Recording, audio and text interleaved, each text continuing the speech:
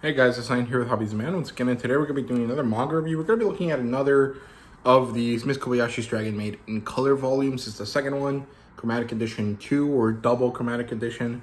This one continues off from the previous one. So these are basically collections of chapters from the story in chronological order, but not necessarily one after the other, because although there was a passage of time forwards in Miss Kobayashi's Dragon Maid, not all of the chapters have like an overarching story. Sometimes it's just like a scene from a specific day, right? So, yeah, in terms of like book facts, this is written by Kyokyo Shinja, obviously, and colored by them, I guess. I think it's a guy. The publisher here is 7 Seas, as you guys can see right there. The demographic here is seinen, as far as I remember. I can't actually remember off the top of my head if this is a seinen story or not. I think it is. And the genres here are fantasy, comedy, slice of life, and yuri. There's a lot of sapphic undertones to a lot of the stuff that happens in this story. It does have an adaptation. I think there's only 2 seasons of it. And the rating for this book is just a 5 out of 5. I really enjoy it. I am lacking context for a lot of these stories. I have not seen them before. But in terms of what the concept of this book is, it's 5 out of 5. It's great. All the stories are enjoyable. And there's nothing wrong with it. Nothing that could lower my enjoyment, right? So, yeah. There really isn't any premise here. Like, the premise of the book is a collection of Miss Kobayashi's Dragon Maid chapters in color, right? But that is not a premise of the book, right? Of the series, of the story.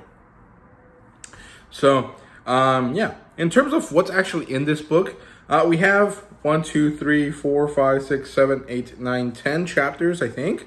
The first one is Miss Kobayashi and maid outfits, and this is a story about why Miss Kobayashi likes maid outfits.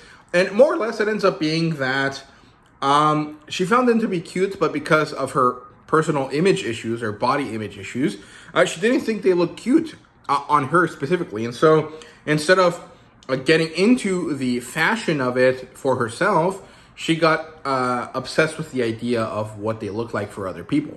At this point, that has gone away, and she just likes maid outfits for the sake that they are maid outfits. That's like her special interest, I guess you could call it.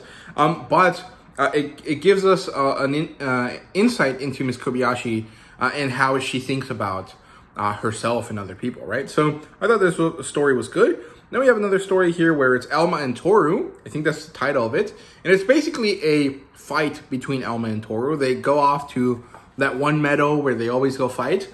And they're fighting. And throughout this, basically, it comes out that Elma feels betrayed by Toru because they used to be friends and then they went off to be part of different factions.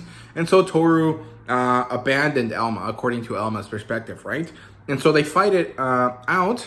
And they come to a better understanding of each other. And I think it's pretty good. I found this one to be enjoyable. There's also Shota and Magic School. And actually, I think this is a 2-chapter story. So there's actually 11 or maybe 13 chapters in this book. I can't remember. But this is a 2-chapter story. And I actually like this one quite a bit. It's kind of funny in the sense that Miss Kobayashi is tricked into going here as a chaperone for Shota. And then it turns out that she's actually being told to participate in this like graduation test to an extent, and because of the way that her boss makes their job work, she actually has a lot of knowledge about how magic runes work, and she manages to pass the test, becomes number 1, and then thanks to Toru's help, she actually becomes the number 1 graduate, right? So it's a pretty funny scene. I like it. It also shows a lot of character development from Shota. I think it's a good story. This is probably my favorite out of all of them, right? So, yeah, then we have Toru and the New Menu, which is basically a cooking story. It's about Toru figuring out that there's more to cooking than basically the things that she's already done. And so they move on to cooking other things. There was a second like plot twist to this that was supposed to be funny, but I can't remember it off the top of my head, so it didn't really stick with me. Then we have Fafnir and the Cursed Machine, which is a story about Fafnir and Kobayashi's friend. I can't remember his name. Taku, I think, or Katu, something like that. He and Fafnir, since they're like the pairing for that group, go out to Shibuya, I guess. They go out to a place, a store, and they buy components for Fafnir's computer. And basically, it's a story talking about how Taku, I think is his name, likes Miss Kobayashi, but because he doesn't feel that he can actually go out with her, he feels like he's not good enough for her, he decides to just keep her close and just be her friend without really turning into a romantic situation, which I found interesting. And I actually like this more from the perspective of what it does for Fafnir's character, more than what it does for Miss Kobayashi's friend's character. And then we have another story about Toru and molting. And this almost feels like a sci-fi story, like something that you would see in like a stupid like short that's based on like Star Trek or something. It's basically Toru somehow ends up molting, and because of how much magic she has, her molted skin comes alive. And because she's molting multiple times, there's like 1,000 Miss Kobayashi clones, and then they're kind of creepy and weird, and then eventually they just disappear by going off into space or something. And that feels like a dumb episodic sci-fi type plot. And I like it. I think it's fun, but it wasn't all that interesting to me. I don't really understand why it was here. Like, it's good because it's enjoyable to look at and it makes sense to read, but it doesn't offer anything that is unique in my opinion, right? So I don't know why it's in this set, right? We have another chapter here about Ilulu. This one's called Ilulu and Love, and it's basically about Ilulu and the guy that she's friends with that works at the store with her, kind of being pushed into going into a date thanks to Kana and her little friend. This one was good. I liked it. It almost has this kind of shy girl, shy guy kind of vibe to it that I like. So it was enjoyable. Then you have Toru and the Inverted Scale. This one was about Toru's self-consciousness, and it's basically about Toru having a pimple. And I thought the story was good, but similar to the molting one, I'm not really sure that it offers anything unique here. So, yeah. And then we have one about Miss Kobayashi and marriage. And this one was pretty interesting because it like solidifies, like, for all intent and purpose, Miss Kobayashi and Toru live in a married situation. However, they don't, or Miss Kobayashi specifically, isn't really ready to like formalize that. And I found this to be a really good chapter.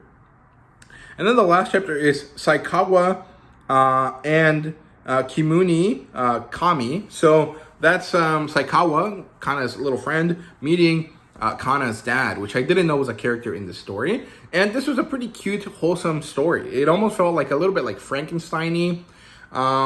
Like Kana's dad is a Frankenstein-looking dude. And initially everyone reacts negatively to him, but he shows that he is a good man eventually. And so he deals with the pillaging villagers, right? Not in the way that it is in Frankenstein, but in like a nice version of Frankenstein. That's kind of what it would happen, right? So I enjoyed the stories. My favorite one is probably Shota's Magic School, followed by Miss Kobayashi in Marriage, and then Fafnir and the Cursed Machine. I think those are the best 4 chapters here, and I think that they're pretty good. In terms of like other things, my thoughts on this collection is that it continues to be super enjoyable. I really love the coloring in this. I think it's really, really beautiful looking. And I do have some issues with how the book is, right? So it's not actually about what's in the book or anything like that, but this book is really, really tight. It's actually quite hard to open this, or at least it felt like it when I was reading it, especially here at the back. Like I Not struggling, because it's not that difficult, but it is annoying that I actually have to like apply force to my fingers to keep it open. And I actually have to pull to the side. This is not an issue I have usually, so it's kind of annoying. But yeah, especially in like these sections of the book, it's really tight. The middle is fine. You are going to crease this if you are violent with how you open it and you open it really, really hard. I did crease the first one, but this one I was lucky enough not to crease, although it does have some damage on the edges from just moving it around between my house and my apartment, right? So yeah, overall, really, really good. However, I don't like the tightness of the binding here. And honestly, although I'm thankful that this is not a hardcover, especially because of how thin it is, if they had made both of these into a single hardcover, I think that might have been nice, especially if they made it even a little bit bigger than it already is, right? So, yeah, those are my thoughts on Miss Kobayashi's Dragon Maid in color. If you're a fan of the series in any capacity, I recommend both of these volumes. I think they're quite good. And just so you guys see how the coloring is, let me just show you really quickly here. Let me find something that isn't super horny. There you go. Like, the coloring is phenomenal. It looks really, really great, right? So yeah, if you're a fan of this in any capacity, I recommend that you get them. They're not too expensive, and they are pretty well made. The tightness aside, I think that it actually is a positive, a net positive for the book, because it'll keep it from getting damaged too much, right? But I recommend that you guys buy this. So yeah, those are my thoughts on Miss Kobayashi's Dragon Maid in color number 2. Thank you guys so much for watching, and let me know what you thought down below in the comments. So yeah, see you guys later.